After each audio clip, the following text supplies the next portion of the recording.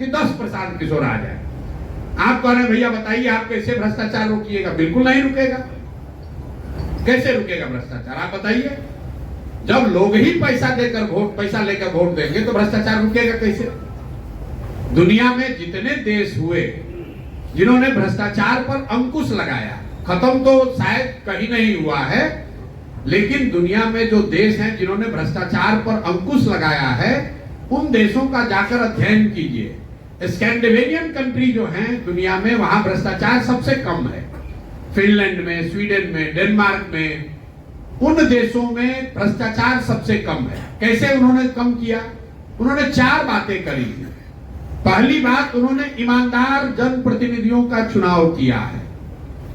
ईमानदार जनप्रतिनिधि, किसी के माथा पर तो लिखा नहीं है कि कौन ईमानदार है कौन चोर है। ईमानदारी तब आएगी जब अपने जनप्रतिनिधि को आप अकाउंटेबल बनाइएगा कि भैया तुम चोरी करोगे, तुम गलत करोगे, काम नहीं करोगे तो अगली बार तुमको हरा देंगे। तो धीरे धीरे लोग सुधरने लगते हैं। जैसे मान लीजिए बिहार में ही नल जल में लूट हुआ तो जितना वार्ड सदस्य लोग लड़े थे सब चुनाव हार गए, तो अगली बार चोरी करने से थोड़ा पहले डरेगा। लेकिन बिहार में विधायक कितना भी लूट ले जात के नाम पर, वोट तो आप उसी को दीजिएगा। आपका सांसद कितना भी बड़ा चोर हो, वोट तो उसी को आपको देना है।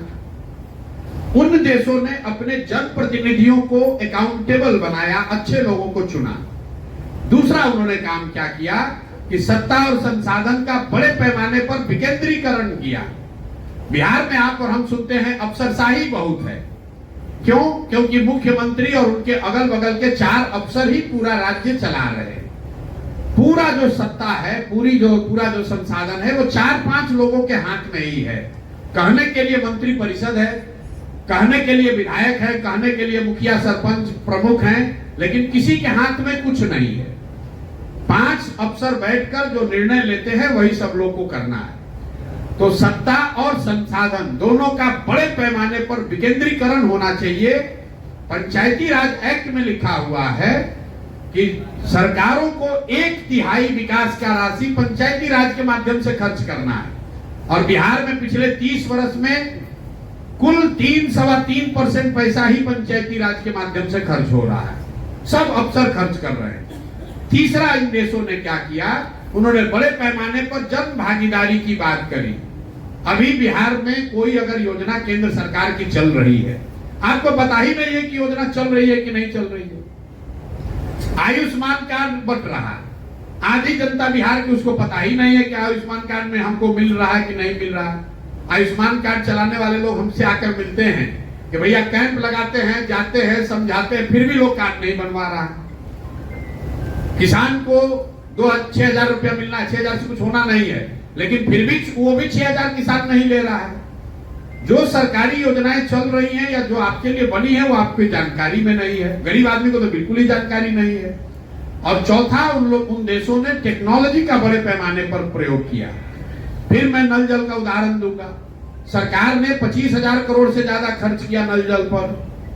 अगर सरकार ने 200-300 करोड़ रुपया लगाकर, जैसे बिजली का स्मार्ट मीटर लगा रहे हैं, वैसे अगर नल जल में भी स्मार्ट मीटर लगा होता तो पटना में बैठकर सरकार को ये जानकारी होती कि कितने बजे मीटर ऑन हुआ, कितना पानी निकला, कितना पानी किसने कंज्यूम किया।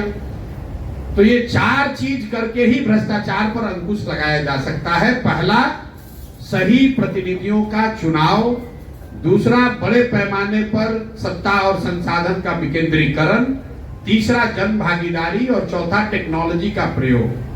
इन चारों के समायोजन से भ्रष्टाचार पर अंकुश लगाया जा सकता है, खत्म नहीं किया जा सकता है। कोई आकर कह रहा है नेता, अरे हमको वोट दे दो, हम आएंगे सब ठीक कर देंगे, तो आपको सिरे से मूर्ख बना रहा है या खुद बड़ा मूर्ख है।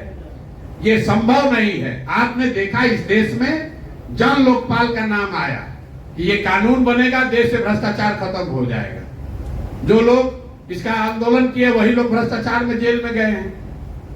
अगर इतना आसान होता तो आप समझिए देश, पूरे दुनिया में सैकड़ों देश हैं, आप ही और हमको सबसे ज्यादा बुद्धि है। दूसरे देश वाले जब लोकपाल नहीं बना देते और सब भ्रष्टाचार खत्म हो जाता है। कोई सिल्वर बुलेट नहीं है कि बस एक कानून बनाए और भ्रष्टाचार खत्म हो गया। ये सतत प्रक्रिया है। जैसे जैसे व्यवस्था को अकाउंटेबल बनाइएगा वैसे वैसे भ्रष्टाचार कम होता जाएगा। जैसे जितना आपका व्यवस्था अकाउंटेबल नहीं होगा उतना आपको भ्रष्टाचार बढ़ेगा। नेता इसलिए भ्रष्टाचार कर रहा है कि उसके मन में हारने का डर नहीं है। उसको मालूम है कि बिहार की जनता हम कितना भी लूटपाट मचा ले अंत में आकर वोट हमको ही देगा। जाति के नाम पर दे या लालू के डर से दे या भाजपा के डर से दे, वोट हम ही को देगा। पूरे देश में 5 राज्य ऐसे हैं जहां देश की 1/3 इकोनॉमी है। केरल, तमिलनाडु, कर्नाटक, आंध्र प्रदेश और तेलंगाना। ये 5 राज्य 1/3 देश की इकोनॉमी इन्हीं 5 राज्य में है।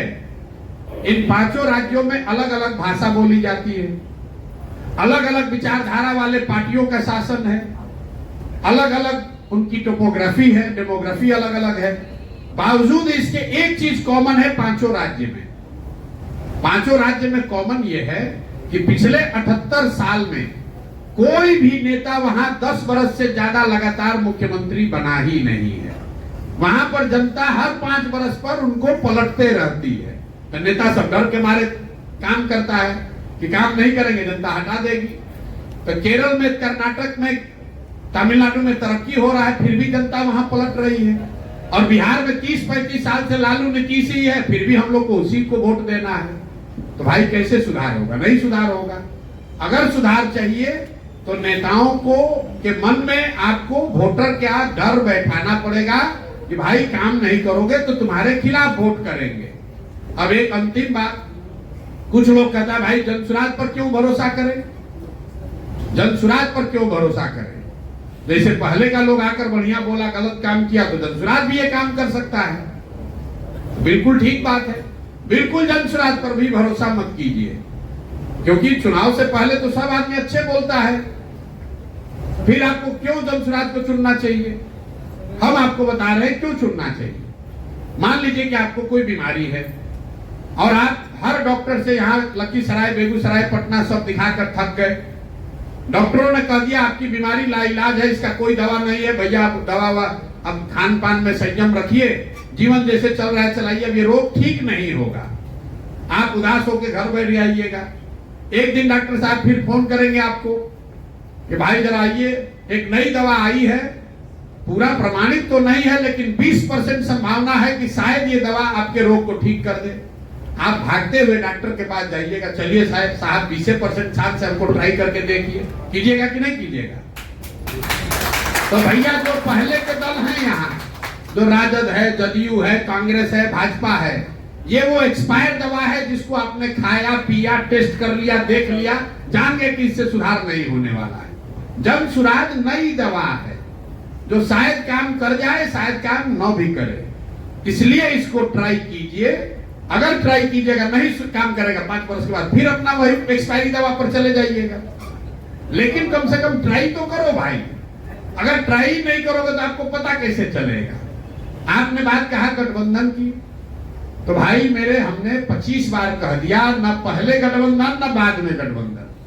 2025 में भी नहीं, 2029 में भी नहीं। आप 25 के चक्कर में पड़े कि गठबंधन की सरकार है, इसी का दौर है। अरे भाई, राजनीति सिर्फ एमएलए एमपी बनने का व्यापार नहीं है। एमएलए एमपी बनकर, हमको मंत्री बनकर बालू शराब का ठेका नहीं लेना है। जितना पैसा एमएलए मंत्री जीवन भर में कमाएगा उतना पैसा भगवान के दया से हम लोग साल भर में कमाते हैं। हमको पैसे के लिए यहाँ राजनीति करने और एमएलए एमपी बनने की जरूरत नहीं है। बिहार के लड़के हैं, इसी मिट्टी में जन्म हुआ है, यहीं से पले बढ़े हैं, जीवन में कुछ हासिल कर लिए हैं, तो एक ये भावना है कि इस मिट्टी का कर्ज अदा करें और हो सके तो सुधार के लिए प्रयास करें। एमएलए एमपी बनने से क्या होगा? और राजनीति का मतलब सिर्फ चुनाव नहीं है।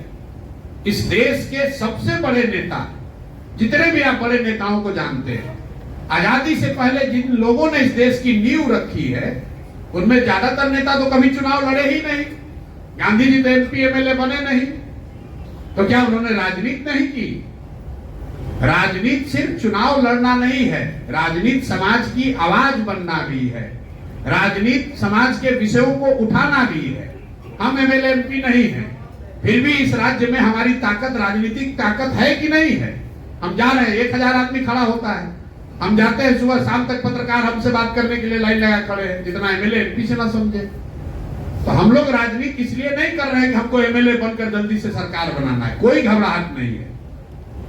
आपको बिल्कुल एक चीज बता दें, जब तक मैं इस व्यवस्था से जुड़ा हूं, इसके ईमानदारी और इसके शुद्धता में कोई कमी नहीं आएगी, चाहे जीते या हारे।